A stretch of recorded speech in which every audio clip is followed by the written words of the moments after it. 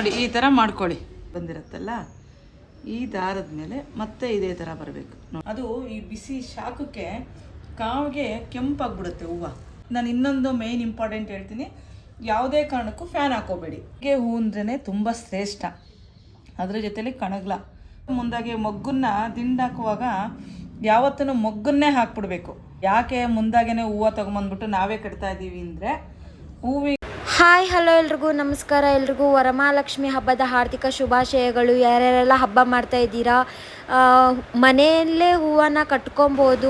ಅಮ್ಮನವರಿಗೋಸ್ಕರ ಈ ಹೂವಿನಿಂದ ಹಾರ ಮಾಡ್ಕೊಳ್ಳಿ. ತುಂಬ ಅಂದರೆ ತುಂಬ ಶ್ರೇಷ್ಠ ಆ್ಯಂಡ್ ತುಂಬ ಒಳ್ಳೆಯದಾಗತ್ತೆ. ಯಾವ್ಯಾವ ಹೂವು ಹಾಕಬೇಕು, ಯಾವ ಥರ ಹೂವನ್ನ ಕಟ್ಟಬೇಕು ಅನ್ನೋದನ್ನು ಈ ವಿಡಿಯೋದಲ್ಲಿ ನೋಡ್ತೀರಾ.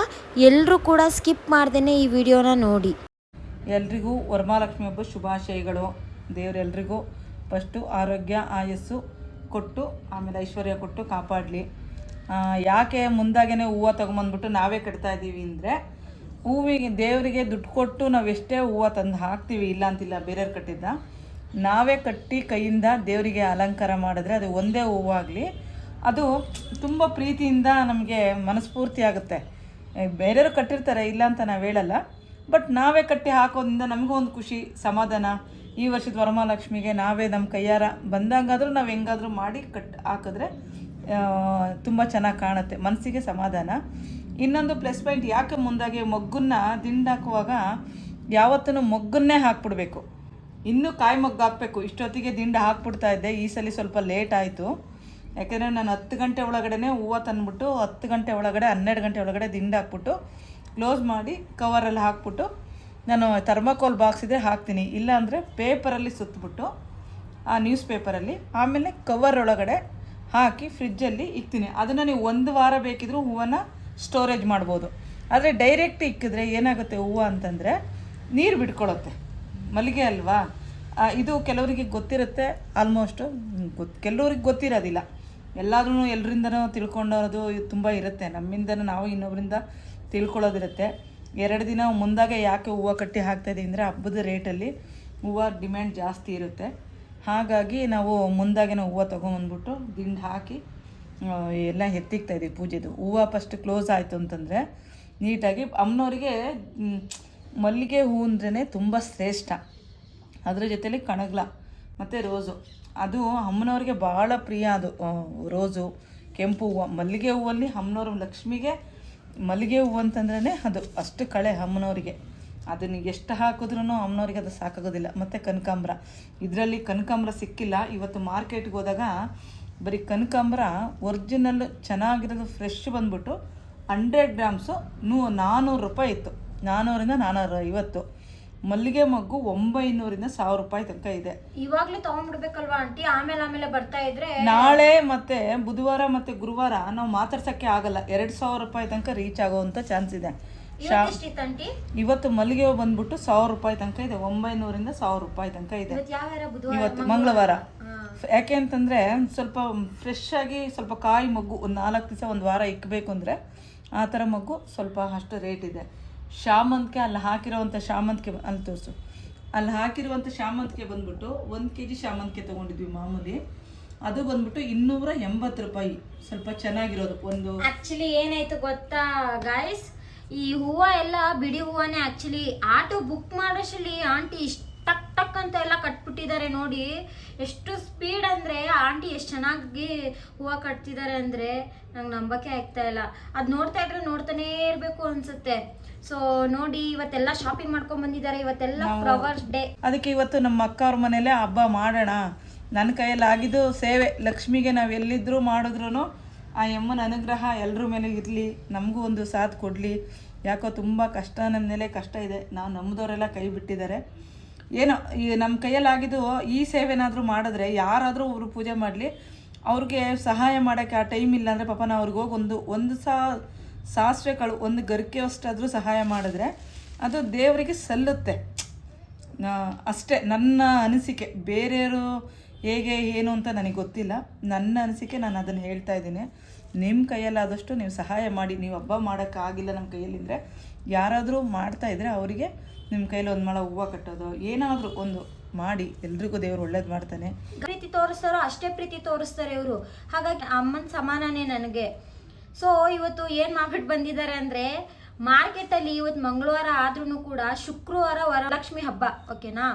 ಶುಕ್ರವಾರ ವರಮಹಾಲಕ್ಷ್ಮಿ ಹಬ್ಬ ಇರೋದ್ರಿಂದ ಇವತ್ತೇ ಎಲ್ಲ ಶಾಪಿಂಗ್ ಮಾಡ್ಕೋತಿದ್ದಾರೆ. ಅಂದರೆ ಅವಾಗ ಏನಾದರೂ ಇವಾಗ ನಾಳೆ ವರಲಕ್ಷ್ಮಿ ಅಂತಂದರೆ ಇವತ್ತು ಹೋಗಿ ಎಲ್ಲ ಶಾಪಿಂಗ್ ಮಾಡ್ಕೊಂಡ್ಬಂದರೆ 5,000 ಒಂದು ಹೂವಕ್ಕೆ 1 kgಗೆ 5,000 ತೊಗೋತಾರೆ. ಹಾಗಾಗಿ ಅದಕ್ಕೆ ಮುಂಚೆನೇ ತೊಗೋತಿದ್ದಾರೆ.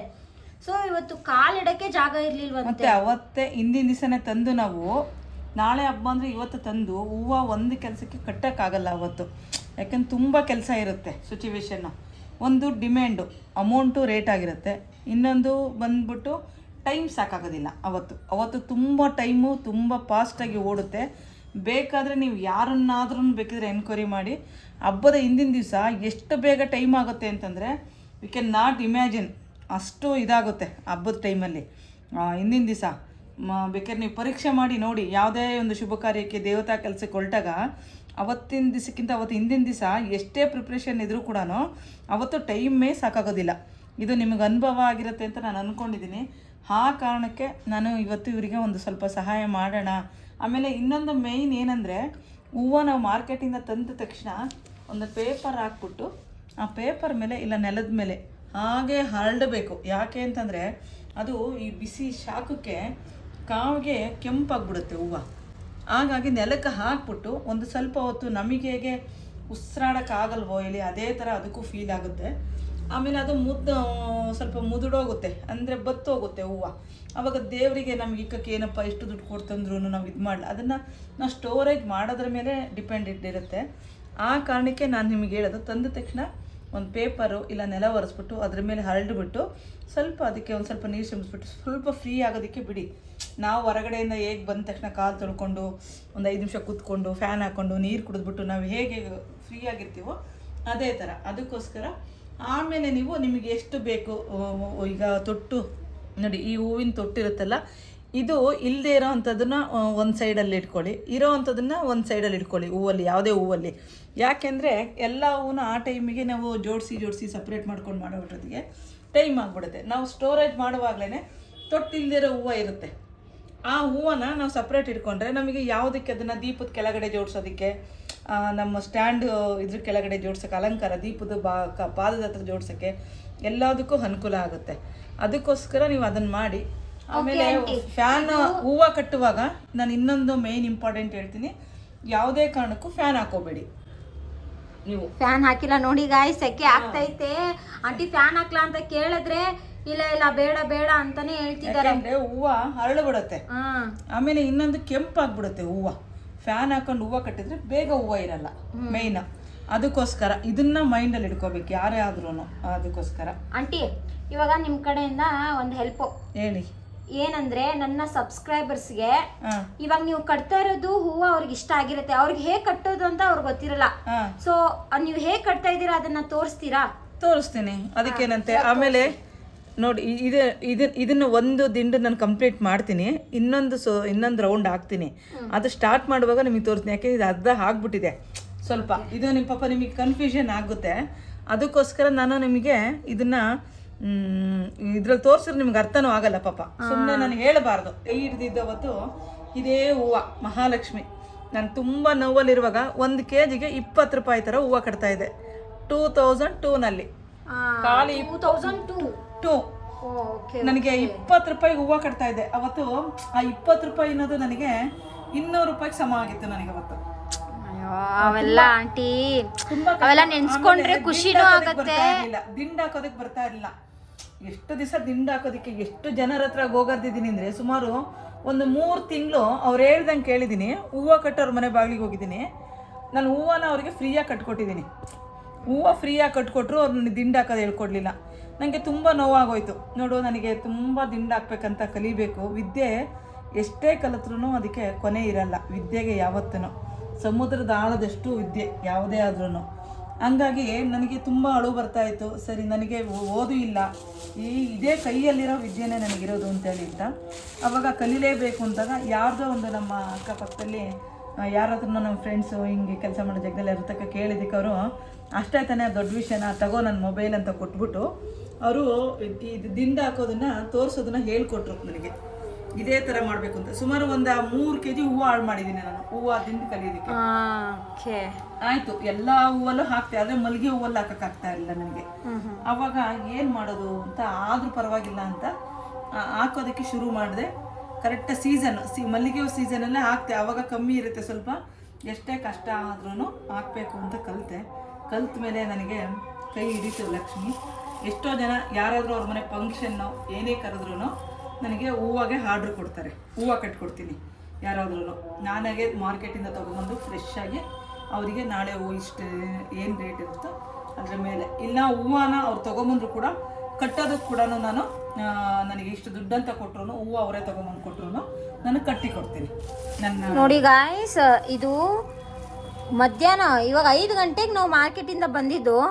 ನೋಡಿ ಅಷ್ಟು ಬೇಗ ಅಳ್ಕೊಂಬಿಟ್ಟೈತೆ. ಫ್ಯಾನು ಹಾಕಿಲ್ಲ, ಏನು ಹಾಕಿಲ್ಲ, ಮುಗ್ಗಿದ್ದು ಅಳ್ಕೊಂಬಿಟ್ಟೈತೆ. ಅದಕ್ಕೆ ಯಾವಾಗ್ಲೂ ತಂದ ತಕ್ಷಣ ಮಲ್ಲಿಗೆ ಹೂವು ಮಾತ್ರ ತುಂಬ ಟೈಮ್ ಬಿಡಬಾರ್ದು, ಅದೇ ತಕ್ಷಣನೇ ಕಟ್ಟಕ್ಕೆ ಶುರು ಮಾಡ್ಬಿಡ್ಬೇಕು ಹಾಕ್ಕೊಂಡು.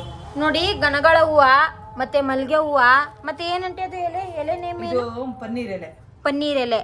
ಪನ್ನೀರ್ ಎಲೆ ಮತ್ತೆ ತಿರ್ಗಾ ಏನಪ್ಪ ಇದು ಮಲ್ಲಿಗೆ ಹೂವು ಮತ್ತೆ ಪನ್ನೀರ್ ಎಲೆ, ಒಂಥರ ಸ್ಟೆಪ್ ಬೈ ಸ್ಟೆಪ್. ಇವಾಗ ಅಂಗಡಿಗೆ ಹೋದ್ರೆ ಆ ಹಾರಕ್ಕೆ ಎಷ್ಟು ತಗೋತಾರೆ ಅಂದ್ರೆ 1000 ರೂಪಾಯಿ ಒಂದು ಹಾರ ಬಂದ್ಬಿಟ್ಟು. ನಾನು ಫುಲ್ ರೆಡಿ ಆದ್ಮೇಲೆ ತೋರಿಸ್ತಾಳೆ, ಕಮ್ಮಿ ಅಂದ್ರು 1,500 ಕಮ್ಮಿ ಈ ಹಾರ ಇಲ್ಲ. ಈ ಹಾರ ನಾನು ಹಾಕಿರೋ ಹಾರ ಬಂದ್ಬಿಟ್ಟು ನೀವು ಎಲ್ಲಾದ್ರೂ ಕೇಳ್ಕೊಬನ್ನಿ ಬೇಕಿದ್ರೆ. ಅದು ಫ್ರೆಶ್ ಆಗಿ ಇಷ್ಟು ಮುಗ್ಗಾಗಿ ಹಾಕೋದು ಹಾರ ತುಂಬ ಕಷ್ಟ ಇದೆ ಪಾಪ. ಇವತ್ತಿನ ರೇಟು ಹಂಗಿದೆ ಪಾಪ, ಮಾರೋರ್ಗು ತುಂಬ ಕಷ್ಟನೇ ಇದೆ. ಕಸ್ಟಮರ್ಸು ನಾವು ಹೇಳ್ತೀವಿ ದುಬಾರಿ ರೇಟ್ ಅಂತ, ಎಲ್ಲ ಕಡೆಗೂ ದುಬಾರಿ ರೇಟ್ ಆಗಿದೆ. ಮಳೆಯಿಂದ ಬೇರೆ ಎಲ್ಲ ಹೂವು ಬಂದಿಲ್ಲ, ಕೆಲವು ಕಡೆ ಕೊಳೆತೋಗಿದೆ ಸಿಚುವೇಶನ್ನು, ಆ ಕಾರಣಕ್ಕೆ. ಬಟ್ ರೇಟ್ ಆಗಿದೆ, ವರ್ಷ ರೇಟ್ ಇರುತ್ತೆ. ಬಟ್ ಈ ಸಲ ಕನಕಾಂಬರ ಅಂತೂ 400 ರೂಪಾಯಿ 100 ಗ್ರಾಮ್ 4000 ರೂಪೀಸ್. ಇವತ್ತೇ ಹೋಗಿ ತಗೊಂಡ್ಬರ್ಬೇಕಂತ, ಇವತ್ತೇ ತಗೊಂಬಂದಿದ್ದಕ್ಕೇನೆ 400 ರೂಪೀಸ್ ಫಾರ್ 100 ಗ್ರಾಮ್ಸ್ ಕನಕಾಂಬರ ಇರೋದು. ಆ ಕಾರಣಕ್ಕೆ ನಾವು ಇವತ್ತು ಇದನ್ನ ತಗೊಂಬರಕ್ಕಾಗ್ಲಿಲ್ಲ, ಯಾವ್ದನ್ನ ಕನಕಾಂಬರ ಒಂದು ತಗೊಳಕ್ಕಾಗ್ಲಿಲ್ಲ ನನಗೆ. ಕನಕಾಂಬರನ ನಾಳೆ ನಾನು, ಯಾಕೆಂದ್ರೆ ಅದು ಸ್ವಲ್ಪ ಇರುತ್ತೆ, ಬಟ್ ಇದು ತುಂಬಾ ಲಗೇಜ್ ಇದರಿಂದ ಅದು ಹೂವು ಎಲ್ಲ ಪ್ರೆಸ್ ಆಗ್ಬಿಟ್ಟು ಹೋಗ್ಬಿಡುತ್ತೆ ಅಂತ ಅಂದ್ಬಿಟ್ಟು ಇದು ತಂದಿಲ್ಲ. ನಾಳೆ ಮಾರ್ಕೆಟ್ಗೆ ಹೋಗ್ತೀನಿ, ಮತ್ತೆ ಸ್ವಲ್ಪ ಐಟಮ್ ತರೋದಿದೆ ಇವ್ರಿಗೆ ಹಬ್ಬಕ್ಕೆ ಮಕ್ಕವ್ರಿಗೆ. ಅವಾಗ ಅದನ್ನ ಕನಕಾಂಬರ ತಗೊಂಡ್ಬಂದ್ಬಿಟ್ಟು ಅದನ್ನ ಮಲ್ಲೆ ಹೂವಲ್ಲಿ ಹಾಕಿ ಕಟ್ಟಿ ಕೊಡ್ತೀನಿ, ಇಲ್ಲ ಸಪ್ರೇಟ್ ಒಂದು ಮೊಳ ಕೊಡ್ತೀನಿ. ನೀವು ಅಮ್ಮನವ್ರಿಗೆ ಒಂದೇ ಹೂವು ಇಕ್ಕಿ ಬೇಜಾರಿಲ್ಲ, ಆದ್ರೆ ಮೇನ್ ಇಂಪಾರ್ಟೆಂಟು ಶುದ್ಧವಾಗಿರಬೇಕು. ಒಂದೇ ಹೂವು ಇಕ್ಕಿದ್ರು ಪರವಾಗಿಲ್ಲ, ಒಂದಾದ್ರೂ ಸರಿ. ಅಮ್ಮನವರಿಗೆ ಒಂದು ಮಲ್ಲಿಗೆ ಹೂವು, ಒಂದು ರೋಸಾ, ಒಂದು ಕಣಗಲ, ಒಂದು ಶಾಮಂತಿಗೆ.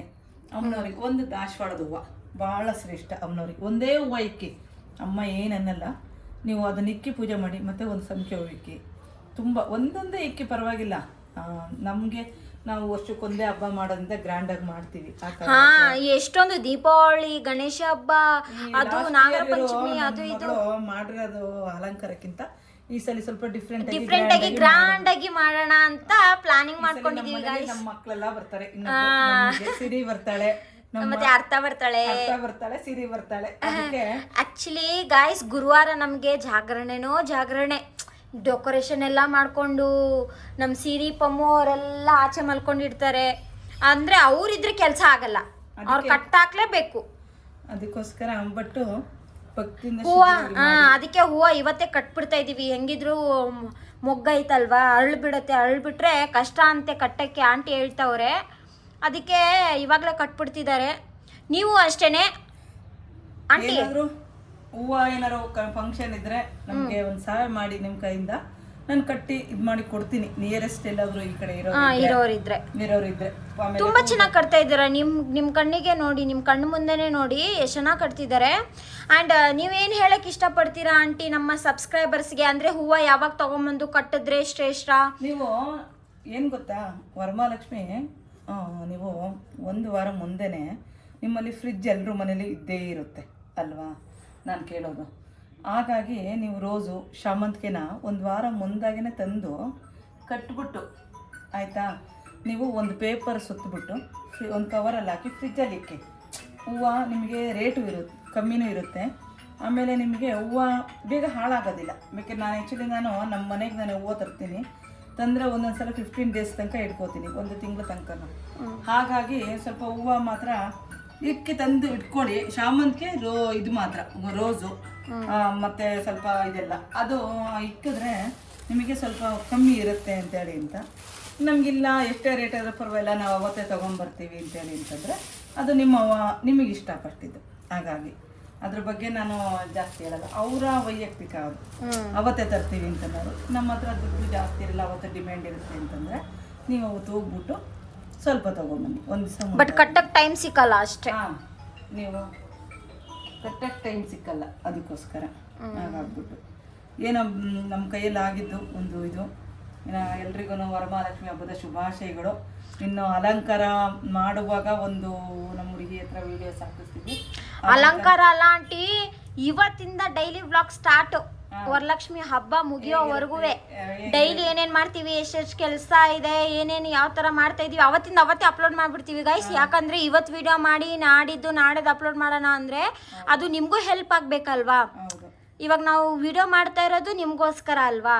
ಸೊ ಯಾವ ಕಾರಣಕ್ಕೆ ನಾವು ವಿಡಿಯೋ ಮಾಡ್ತಾ ಇದೀವಿ, ಹೂವದೇ ಯಾಕೆ ತೋರಿಸ್ತಾ ಇದ್ದೀನಿ ಅಂದರೆ ಈ ಥರ ಮಾಡಿದ್ರೆ ಶ್ರೇಷ್ಠ, ಮತ್ತು ಯಾವ ಥರ ಹೇಗೆ ಉಪಯೋಗ ಆಗುತ್ತೆ ಅನ್ನೋದು ಇದೊಂದು ವ್ಲಾಗ್ ಆಗಿರುತ್ತೆ. ಸೊ ಆಂಟಿ ದೇವ್ರ ಮೇಲೆ ತುಂಬ ಅಂದರೆ ತುಂಬ ಭಕ್ತಿ. ಅವ್ರು ಪ್ರತಿಯೊಂದು ಅವ್ರಿಗೆ ಗೊತ್ತಿದೆ, ಏನು ಎತ್ತ ಯಾವಾಗ ಏನು ಮಾಡಿದ್ರೆ ಚೆನ್ನಾಗಿರುತ್ತೆ, ಏನೇನು ಹಾಕಿ ಏನೇನು ಡೆಕೋರೇಷನ್ ಮಾಡಿದ್ರೆ ಚೆನ್ನಾಗಿರುತ್ತೆ ಅನ್ನೋದು ಆಂಟಿಗಂತೂ ತುಂಬ ಅಂದರೆ ತುಂಬ ಚೆನ್ನಾಗಿ ಗೊತ್ತು. ಅಂದರೆ ಅವರೆಲ್ಲ 20-30 ವರ್ಷಗಳಿಂದ ಮಾಡಿಕೊಂಡು ಕಲ್ತ್ಕೊಂಡು ಬಂದಿರೋ ಅಂಥವ್ರವರು. ಸೊ ಹಾಗಾಗಿ ಹೂವು ನೋಡಿ ನನ್ನ ಕಟ್ಟಕ್ಕೆ ಬರಲ್ಲ ಆ್ಯಕ್ಚುಲಿ. ಸೊ ಕಲ್ತ್ಕೊಳ್ತೀನಿ ಇನ್ಮೇಲಿಂದ. ಆಂಟಿ ಸಖತ್ತಾಗಿ ಕಟ್ತಿದ್ದಾರೆ. ನನಗೆ ಗೊತ್ತಿರಲಿಲ್ಲ, ಆ ನೂಲು ಇದೆಯಲ್ವಾ ಆ ದಾರದ್ದು, ಅದನ್ನು ಒದ್ದೆ ಮಾಡ್ಕೊಂಬ ಅಂತ ಹೇಳಿದ್ರು ಆಂಟಿ. ಯಾಕಂಟಿ ಅಂತ ಕೇಳಿದೆ, ಒದ್ದೆ ಮಾಡ್ಕೊಂಬ ನಾನು ಹೇಳ್ತೀನಿ ಅಂತ ಹೇಳಿದ್ರು. ಆಮೇಲೆ ಹೂವು ಚೆನ್ನಾಗಿ ನಾವು ಕಟ್ತಾ ಇದ್ದೀವಲ್ವಾ, ಅದಕ್ಕೆ ಚೆನ್ನಾಗಿ ಕೂತ್ಕೊಬೇಕಂದ್ರೆ ಅದು ಸ್ವಲ್ಪ ತ್ಯಾವ ಇರಬೇಕಂತ ಹೇಳಿದ್ರು ಅಲ್ವಾ ಆಂಟಿ? ಹೌದು. ಆಮೇಲೆ ಇನ್ನೊಂದು ಅದು ಒದ್ದೆ ಇರುತ್ತಲ್ವಾ, ಆ ಒದ್ದೆ ಇರೋದ್ರಿಂದ ಸ್ವಲ್ಪ ಹೂವಿಗೆ ಒಂಚೂರು ನಾವು ಮೊದಲು ಸಪೋರ್ಟ್ ನೀರ್ ಪೋಷಣೆ ಮಾಡಕ್ಕಾಗಲ್ಲ. ಈ ದಾರದಲ್ಲೇ ಇದ್ರೆ ಅದು ಫ್ರೆಶ್ನೆಸ್ ಇರುತ್ತೆ, ಅದಕ್ಕೆ ಒಂದು ಸಪೋರ್ಟಿವ್ ಆಗಿ. ಸೊ ಅದಕ್ಕೋಸ್ಕರ ಓಕೆ ಗೈಸ್, ಈ ವ್ಲಾಗ್ ಕಟ್ಟಿದ್ಮೇಲೆ ಇನ್ನೊಂದು ಮಾಡ್ಬಿಟ್ಟು ನಿಮಗೆ ಹಾಕ್ತಾಳೆ, ಅಪ್ಲೋಡ್ ಮಾಡ್ತಾಳೆ. ಇವಾಗ ಕಟ್ತಾ ಇದೀನಿ, ಆಮೇಲೆ ಇನ್ನೊಂದು ಕಟ್ಬಿಟ್ಟು ತೋರಿಸ್ತೀವಿ. ಐ ಆಮ್ ಸೋ ಸಾರಿ, ಹೂವು ಕಟ್ಟೋದು ಲಾಸ್ಟಿಗೆ ತೋರಿಸ್ತಾ ಇದ್ದೀನಿ ಅಂತ ಯಾರು ಬೇಜಾರು ಮಾಡ್ಕೋಬೇಡಿ. ಯಾಕಂದ್ರೆ ಆಂಟಿ ಹೇಳಿದ್ ಯಾವುದು ಸ್ಕಿಪ್ ಮಾಡಕ್ಕಾಗಲ್ಲ, ಎಲ್ಲ ಬೇಕಾಗಿರೋಂಥದ್ದೇ, ಅಂದ್ರೆ ಎಲ್ಲ ತಿಳ್ಕೊಬೇಕಾಗಿರೋಂಥದ್ದೇ. ಹಾಗಾಗಿ ಲಕ್ಷ್ಮಿಗೆ ಪೂಜೆಗೆ ಏನೇನ್ ಬೇಕು ಅಮ್ಮನವರಿಗೆ ಅನ್ನೋದನ್ನ ಒಂದು ಲಾಗ್ನ ನಾಳೆ ಇಲ್ಲಾಂದ್ರೆ ನಾಡಿದ್ದು ಮಾಡ್ತೀನಿ, ಅವ್ರಿಗೆ ಹೇಳ್ಕೊಡ್ತೀನಿ. ನನಗೆ ಗೊತ್ತಿರೋ ಅಷ್ಟು ನಾನು ಹೇಳ್ತೀನಿ. ಆಂಟಿನೇ ಮಾಡಿ ತೋರಿಸ್ತಾರೆ, ನಾನು ಏನಿದ್ರು ವಿಡಿಯೋ ಮಾಡ್ತೀನಿ ಅಷ್ಟೇ. ಏನೋ ನಮ್ಗೆ ಗೊತ್ತಿರೋ ಅಷ್ಟು. ನಮ್ಗೆ ನಾವು ಹಳ್ಳಿಲಿ ಹುಟ್ಟು ಬೆಳೆದೋರಿಂದ, ನಾವು ಆ್ಯಕ್ಚುಲಿ ಒಂದು ಸಂಸ್ಕಾರವಂತರ ಮನೆಯಿಂದ ಬೆಳೆದವರೇನೆ. ಅನಿವಾರ್ಯ ಕಾರಣದಿಂದ ನಮ್ಮ ವೈಯಕ್ತಿಕ ಜೀವನ ತುಂಬ ಕಷ್ಟಕ್ಕೆ ಬಿದ್ವಿ ಸಮಯ. ಹಾಗಾಗಿ ನಮಗೆ ಕೈ ಹಿಡಿದಿದ್ದು ನನಗೆ ಇದು ಮತ್ತು ಕುಕ್ಕಿಂಗು. ಯಾರೇ ಇದ್ರೂ ವೆಜಿಟೇರಿಯನ್, ನಾನ್ ವೆಜ್ ಇಲ್ಲ, ವೆಜಿಟೇರಿಯನ್ ನಾವಾಗಿರೋದ್ರಿಂದ ವೆಜಿಟೇರಿಯನ್ನ ನಿಮಗೆ ಯಾರೇ ಹೇಳಿದ್ರು ಮಾಡಿಕೊಡ್ತೀವಿ. ಹಂಗಾಗ್ಬಿಟ್ಟು ಎಷ್ಟು ಒಬ್ಬಟ್ಟು ಊಟ ಏನೇ ಇದ್ರೂ ಒಂದು ಫಂಕ್ಷನ್ಗೆ ಇದೆಲ್ಲ ಮಾಡಿಕೊಡ್ತೀವಿ.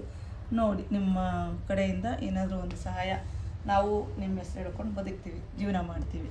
ಓಕೆ ಗೈಸ್, ಇವಾಗ ನೀವು ಹೂವು ಯಾವ ಥರ ಕಟ್ತಿದ್ದಾರೆ ಅನ್ನೋದನ್ನು ತೋರಿಸ್ಕೊಡ್ತೀನಿ. ಯಾರು ಬೇಜಾರಾಗಬೇಡಿ ಲಾಸ್ಟಿಗೆ ತೋರಿಸ್ತಿದ್ದಾರೆ ಅಂತ. ಯಾಕಂದರೆ ಆಂಟಿ ಹೇಳಿದ್ದು ಎಲ್ಲಾನು ನಾವು ಕಲ್ತ್ಕೊಬೇಕಾಗಿರೋದೆ, ಅರ್ಥ ಮಾಡ್ಕೊಬೇಕಾಗಿರೋದೆ. ಹಾಗಾಗಿ ಯಾವುದು ಸ್ಕಿಪ್ ಮಾಡೋಕ್ಕಾಗಲ್ಲ. ಸೊ ಇದೇನಪ್ಪ ಅಂದರೆ ಅರ್ಧದಿಂದ ಸ್ಟಾರ್ಟ್ ಮಾಡಿದ್ದೀನಿ ನಾನು ವ್ಲಾಗ್ ಮಾಡೋಕ್ಕೆ. ಅಂದರೆ ಆಂಟಿ ಸ್ಟಾರ್ಟ್ ಮಾಡೋಕ್ಕಿಂತ ಮುಂಚೆನೇ ಮಾಡಬೇಕಾಗಿತ್ತು. ಆ್ಯಕ್ಚುಲಿ ಫೋನ್ ಸ್ವಿಚ್ ಆಫ್ ಆಗಿಬಿಟ್ಟಿತ್ತು, ನಂಗೆ ಭೀಮಾ ಇವೆಂಟ್ ಇತ್ತಲ್ವ, ಹಾಗಾಗಿ ಸ್ವಿಚ್ ಆಫ್ ಆಗಿಬಿಟ್ಟಿತ್ತು. ಅಲ್ಲಿವರೆಗೂ ಆಂಟಿ ಏನಂತಿದ್ರು, ಇಲ್ಲ ಅದು ಅರಳ್ಬಿಡುತ್ತೆ, ಕಟ್ಟಕ್ಕಾಗಲ್ಲ ಅಂತಿದ್ರಲ್ವ. ಹಾಗಾಗಿ ಅವ್ರು ಸ್ಟಾರ್ಟ್ ಮಾಡಿಕೊಂಡ್ರು. ಸ್ವಲ್ಪ ಚಾರ್ಜಿಂಗ್ ಆಯ್ತಲ್ವಾ ಅಂತಂದ್ಬಿಟ್ಟು ಬಂದು ವಿಡಿಯೋನ ಸ್ಟಾರ್ಟ್ ಮಾಡ್ತಾ ಇದ್ದೀನಿ. ಸೊ ನಿಮಗೆ ಹೂವನ್ನ ಯಾವ ಥರ ಕಟ್ತಾರೆ ಅನ್ನೋದನ್ನು ನಾನು ಲಾಸ್ಟಲ್ಲಿ, ಅಂದರೆ ಇವಾಗ ನೆಕ್ಸ್ಟ್ ತೋರಿಸ್ಕೊಡ್ತೀನಿ. ಸೊ ಸ್ಕಿಪ್ ಮಾಡದೆ ಈ ವಿಡಿಯೋನ ನೋಡಿ. ವರಮಹಾಲಕ್ಷ್ಮಿ ಹಬ್ಬ ಯಾವ ಥರ ಹೇಗೆ ಮಾಡಿದ್ರೆ ಶ್ರೇಷ್ಠ ಅನ್ನೋದು ಆಂಟಿಗೆಲ್ಲ ತುಂಬ ಚೆನ್ನಾಗಿ ಗೊತ್ತು. ಆ್ಯಂಡ್ ನಿಮ್ಗೇನಾದರೂ ಗೊತ್ತಿದ್ರೆ ನೀವು ಕೂಡ ಕಾಮೆಂಟ್ ಹಾಕಿ. ಏನಾದ್ರು ಮಿಸ್ಟೇಕ್ ಇದ್ರೆ ನಮ್ಮಲ್ಲಿ ನೀವು ಅದನ್ನು ತಿಳಿಸ್ಕೊಡಿ ಅಷ್ಟೇ. ಆ್ಯಂಡ್ ಈ ವ್ಲಾಗ್ನ ಬಾಯ್ಸ್ಗಿಂತ ಗರ್ಲ್ಸ್ ಜಾಸ್ತಿ ಜನ ನೋಡ್ತಾರೆ ಅಂತ ನನ್ನ ಭಾವನೆ. ಸೊ ಬಾಯ್ಸ್ ಅಂತಾನೆ ಏನಿಲ್ಲ, ಗರ್ಲ್ಸ್ ಅಂತಾನೆ. ಅಂದ್ರೆ ಇದು ವರಮಹಾಲಕ್ಷ್ಮಿಗೆ ಸಂಬಂಧಪಟ್ಟಿದ್ದ. ಕೆಲವೊಬ್ರು ಗಂಡ್ಮಕ್ಳು ಕೂಡ ತುಂಬಾ ನಿಷ್ಠೆಯಾಗಿ ಪೂಜೆ ಮಾಡ್ತಾರೆ ಲಕ್ಷ್ಮಿ. ಅವರೇ ತಗೊಂಬಂದು, ಯಾಕೆಂದ್ರೆ ಮನೇಲಿ ಸಿಂಗಲ್ ಪೇರೆಂಟ್ಸ್ ಇದ್ದವ್ರು ಏನು ಮಾಡ್ತಾರೆ, ಕೆಲವು ಮಕ್ಳುಗಳು ಅವ್ರ ತಾಯಿನ ಕಷ್ಟನ ಅರ್ಥ ಮಾಡಿಕೊಂಡು ಅವರೇ ಮಾರ್ಕೆಟ್ಗೆ ಹೋಗಿ ಎಸ್ಪೆಷಲಿ ನಮ್ಮ ಅಣ್ಣಂದಿರೆ, ನಮ್ಮ ದೊಡ್ಡಮ್ಮನ ಮಕ್ಕಳು 3 ಜನ ಗಂಡು ಮಕ್ಕಳು ಎಲ್ಲರೂ ಮಾಡ್ತಾರೆ. ಹಂಗಾಗಿ ಅದು ನನಗೆ ಅನಿಸಿದೆ, ಅದಕ್ಕೋಸ್ಕರ ನಾನು ಹೇಳ್ತಾ ಇರೋದು. ಸೊ ಓಕೆ ಗೈಸ್, ಟಾಟಾ ಬಾಯ್. ಹೂವು ಕಟ್ಟೋದನ್ನು ನಾನು ಒಂದು ಕ್ಲಿಪ್ ಹಾಕಿರ್ತೀನಿ, ನೋಡ್ಕೊಳ್ಳಿ. ಆ್ಯಕ್ಚುಲಿ ಇದು ಲಾಗ್ ಆಯಿತು, 20 ನಿಮಿಷ ಆಯಿತು ವಿಡಿಯೋ. ಸೊ ಇದರಲ್ಲಿ ಏನಾದರೂ ತಪ್ಪಾದರೆ ಕ್ಷಮಿಸಿ. ವಿಡಿಯೋ ಕರೆಕ್ಟಾಗಿ ಮಾಡ್ತಿಲ್ಲ ಅಂತ ಬೇಜಾರು ಮಾಡ್ಕೊಬೇಡಿ. ಆ್ಯಕ್ಚುಲಿ ಇಲ್ಲೆಲ್ಲ ಫುಲ್ಲು ಏನಿದೆ ಅಂತಂದರೆ ಕವರ್ಸ್ಗಳೇ ಇವೆ, ಹಾಗಾಗಿ ಬ್ಯಾಕ್ಗ್ರೌಂಡ್ ಸ್ವಲ್ಪ ಸರಿ ಇಲ್ಲ ಅಷ್ಟೇ, ಇಲ್ಲೆಲ್ಲ ಹರಡ್ಕೊಂಡ್ಬಿಟ್ಟಿದೆ. ಸೊ ಹಾಗಾಗಿ ಯಾರಾದರೂ ಏನಾದರೂ ತಪ್ಪಾಯಿತು ಅಂದರೆ ಕ್ಷಮಿಸಿ. ನಮಗೆ ಗೊತ್ತಿಲ್ಲದೆ ಏನಾದ್ರು ಇದ್ರೆ ದಯವಿಟ್ಟು ತಿಳಿಸಿ, ಮತ್ತೆ ನಮ್ಮಿಂದ ಏನಾದ್ರು ಮಿಸ್ಟೇಕ್ ಇದ್ರೆ ದಯವಿಟ್ಟು ಅದನ್ನ ಕ್ಷಮಿಸ್ಬಿಡಿ ಅಷ್ಟೇ. ಆಂಟಿ ಇದು ಏನಂಟಿ ಇದು? ಅದು ಮುರುಘ, ದವಣ ಮತ್ತೆ ಮುರುಘ ಅಂತ ಹೇಳಿ ಅಂತ ನೋಡಿ. ಇದು ಸ್ವಲ್ಪ ಶ್ರೇಷ್ಠನೇ ದೇವರಿಗೆ, ದವಣ ಮತ್ತೆ ಮುರುಘ ಅಂತ ಹೇಳಿ ಅಂತ. ನೀವು ಇದನ್ನ ದೇವರಿಗೆ ತುಂಬಾ, ಇದು ಸುಬ್ರಹ್ಮಣ್ಯ ಸ್ವಾಮಿಗೆ ಬಹಳ ಶ್ರೇಷ್ಠ ಸಂಪಿಗೆ ಇದು. ಏಕೆಂದ್ರೆ ಅವನಿಗೆ ತುಂಬಾ ಅಂದ್ರೆ ತುಂಬಾ ಪ್ರಿಯವಾದ ಸ್ಮೆಲ್ಲು ಬರ್ಬೇಕು, ಘಮ್ ಅಂತೈತೆ ಮನೆಯೆಲ್ಲ, ಘಮ್ ಅಂತೈತೆ. ಓಕೆ ಗೈಸ್, ಓಕೆ ಬಾಯ್, ಟಾಟಾ. ಎಷ್ಟು ಎಳೆ ಆಂಟಿ? 5 ಎಳೆ. ಓಕೆ, 5 ಎಳೆ ದಾರನ ನೋಡಿ ಈ ಥರ ಮಾಡ್ಕೊಳ್ಳಿ. ಈ ಥರ ಮಾಡ್ಕೊಂಡು ಇಲ್ಲಿ ಒಂದು ನಾಟ್ ಹಾಕ್ಕೊಳ್ಳಿ, ಗಂಟನ್ನ. ಇದು ಆ ಕಡೆ ಈ ಕಡೆ ಇದಾಗಬಾರ್ದು ನೋಡಿ, ಇದು ಗಂಟು. ನಿಮಗೆ 2 ಎಳೆ ಇದಾಗಬೇಕಲ್ವಾ, ಅದಕ್ಕೆ ನೋಡಿ. ಇವಾಗ ಈ ಥರ ಆಯಿತು. ಇದು ಕೆಳಗಡೆ. ಇದು ಏನಕ್ಕೆ ಅಂದರೆ ನೀವೇನಾದರೂ ಹಾರ ಹಾಕುವಾಗ ನಿಮಗೆ ಇದು ಗ್ರಿಪ್ ಬೇಕು ಒಂದು, ಅದಕ್ಕೋಸ್ಕರ ಈ ಥರ ಒಂದು ನಾಟ್ ಹಾಕ್ಕೊಂಡು ನೋಡಿ, ಈ 2 ಮಧ್ಯ ಒಂದು ನೋಡಿ ಈ ಥರ ಒಂದು ಕಡ್ಡಿನ ಇಟ್ಕೊಳ್ಳಿ. ಕಡ್ಡಿನ ಇಟ್ಕೊಂಡು ಈ ಥರ ಒಂದು ಗೊಲೆ ಹಾಕಿ, ಓಕೆನಾ? ಈ ಗೊಲೆ ಹಾಕಿ ಸ್ವಲ್ಪ ಟೈಟಾಗಿ ಇರಬೇಕು. ಟೈಟಾಗಿ ಇದ್ಬಿಟ್ಟು ನಿಮಗೆ ಒಂದು ಗ್ರಿಪ್ಪಾಗಿ ಒಂದು ಆ ಕಡೆ ಒಂದು ಈ ಕಡೆ ಮಾಮೂಲಿ ಹೂವು ಕಟ್ತೀವಲ್ಲ ಆ ಲೆವೆಲಿಗೆ ನೀವು ಈ ಥರ ಒಂದು ನೋಡಿ ನಾಟ್ ಹಾಕ್ಕೋಬೇಕು ನೋಡಿ. ಇವಾಗ ಇಷ್ಟು ಗಟ್ಟಿ ಇದೆ, ಹೂವು ಉದುರೋದಿಲ್ಲ, ಓಕೆನಾ? ಈಗ ಒಂದು ಸೈಡಲ್ಲಿ ನೀವು ನಿಮ್ಮ ಕಿರುಬೆರಳಿಗೆ ಆಯಿತಾ ಈ ಥರ ಸುತ್ಕೋಬೇಕು. ಈ ಥರ ಸುತ್ಕೊಂಡು ಸುತ್ಕೊಂಡಿರ್ತೀರ, ನಿಮಗೆ ಅದು ಒಂದಕ್ಕೆ ಗ್ರಿಪ್ ಸಿಗಲ್ಲ, ಆವಾಗ ಈ ಬೆಳ್ಳಿಗೂ ಸುತ್ಕೋಬೇಕು. ಸುತ್ಕೊಂಡು ನೋಡಿ ಈ ಥರ ಇಟ್ಕೊಳ್ಳಿ. ಈ ಬೆರಳ ಮೇಲೆ ಇದು ಹೂವು ಇದಿರಬೇಕು, ಓಕೆನಾ?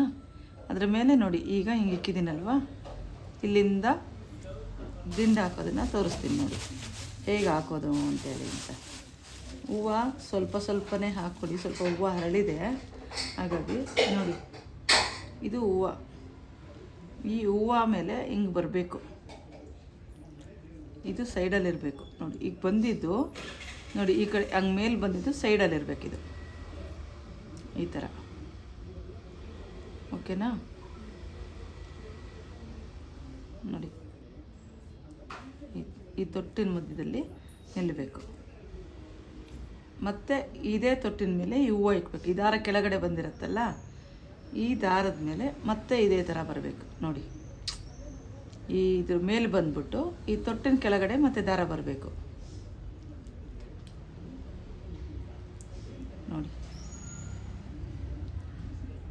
ಮತ್ತು ಅದೇ ಥರನೇ ಬರಬೇಕು ನೋಡಿ. ಈ ಹೂವು ಮೇಲೆ ದಾರ ಬಂದ್ಬಿಟ್ಟು ಈ ತೊಟ್ಟಿಂದ ಕೆಳಗಡೆ ಮೇಲೆ ದಾರ ತೆಗಿಬೇಕು ಇದನ್ನು ನೋಡಿ. ಮತ್ತು ಹೂವು ಮೇಲೆ ಮತ್ತು ಹೂವಿನ ತೊಟ್ಟಿನ ಕೆಳಭಾಗದಿಂದ ಮೇಲಕ್ಕೆ ಬರಬೇಕು ಇದು ನೋಡಿ. ಮತ್ತು ಸೇಮ್ ಡಿಟ್ಟೋ ಇದೇ ಥರ ಹೂವಿನ ಮೇಲೆ ಮತ್ತು ಈ ಹೂವಿನ ಇದೆಯಾ ನೋಡಿ ತೊಟ್ಟು, ಇದ್ರ ಕೆಳಗಡೆ ಬರಬೇಕು. ಕೆಳಗಡೆ ಬಂದಾಗ ಇದು ಮತ್ತೆ ಮೇಲೆ ಕೂತ್ಕೊಳ್ಳುತ್ತೆ. ಆಗ ಮತ್ತೆ ಇನ್ನೊಂದು ಈ ತೊಟ್ಟಿನ ಮೇಲೆ ಹೂವು ದಿಂಡು ಹಾಕೋದಕ್ಕೆ ತೊಟ್ಟು ಚೆನ್ನಾಗಿರಬೇಕು ಹೂವಿಂದು ನೋಡಿ. ಮತ್ತು ಸೇಮ್ ಅದೇ ಥರನೇ ತೊಟ್ಟಿನ ಕೆಳಭಾಗದಲ್ಲಿ ಬರಬೇಕು ನೋಡಿ.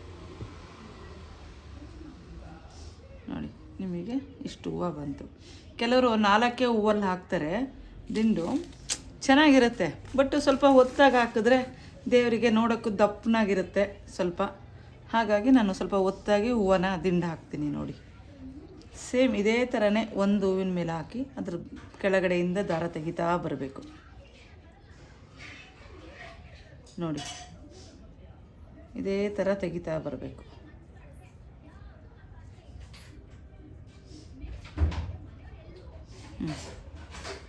ಈ ಥರ ಎಷ್ಟು ಬೇಗ ಫಾಸ್ಟಾಗಿ ಇದೇ ಥರ ನೋಡಿ. ಹೂವು ಮಾತ್ರ ನೋಡೋದಕ್ಕೆ ಒಂದೇ ಹೈಲೈಟಲ್ಲಿ ಇರಬೇಕು. ಒಂದು ಸಪ್ಪ ಒಂದು ಹೂವು ಸಣ್ಣ ಇದ್ದರೆ ದಿಂಡು ಚೆನ್ನಾಗಿ ಕಾಣೋದಿಲ್ಲ. ಅದಕ್ಕೆ ಒಂದೇ ಸಮ ಇರಬೇಕು, ಹೂವಾಗಲಿ ತೊಟ್ಟಾಗಲಿ ದಿಂಡು ಹಾಕೋದಕ್ಕೆ. ಹೂವು ಹಾಕುವಾಗ ಮೊಗ್ಗಿದ್ರೆ ಚೆಂದ, ಆವಾಗ ಎಲೆ ಆಗಲಿ ಇದಾಗಲಿ ದಾರಕ್ಕೆ ಸಿಗಾಕೊಂಡು ಉದುರೋದಿಲ್ಲ ನೋಡಿ. ಇದೇ ಥರ ಹಾಕ್ತಾ ಬನ್ನಿ.